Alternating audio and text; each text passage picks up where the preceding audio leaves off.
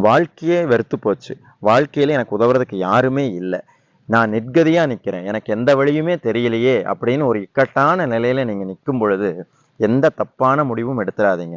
உங்களை அந்த இக்கட்டுகளிலிருந்து, அந்த பிரச்சனைகளிலிருந்து காப்பாற்றுவதற்கு ஒருவன் இருக்கிறான். அப்படிங்கிறத நீங்க முதல்ல ஞாபகம் வச்சுக்கங்க. அவன் யார் தெரியுமா? திக்கற்றவர்களுக்கு தெய்வமே துணை என்று சொல்வார்கள் கேள்விப்பட்டிருப்பீங்க. அது மாரி திக்குகள் அனைத்தையுமே தன் கட்டுப்பாட்டில் வைத்திருக்கக்கூடிய ஒரு தெய்வம் உண்டு. அவன் வேறு யாரும் அல்ல. முருகப்பெருமான் தான். நீங்க உயிர குடுத்து கத்துறேன்னு சொல்லுவாங்க இல்லையா? அது மாரி அப்படி ஒரு இக்கட்டான சூழ்நிலை வரும்பொழுது, "முருகா! உன்னை இல்லாம என்னை யாரு காப்பாத்துவா? என்ன காப்பாத்த வா முருகா!" அப்படின்னு மட்டும் கூப்பிட்டு பாருங்க. ஏதோ ஒரு வடிவத்துல வந்து உங்க பிரச்சனைய கண்டிப்பா தீர்த்து வைப்பான். யாமிருக்க பயமேன்னு வந்து உங்க முன்னாடி நிற்பான். ஒன்றை மட்டும் மறந்துடாதீங்க. காப்பாற்றியது வேறு வடிவமாக இருக்கலாம். ஆனால் காப்பாற்றியவன் அந்த கந்தசாமிங்கிறத மட்டும் மறந்துடாதீங்க. முருகன் இருக்க பயம்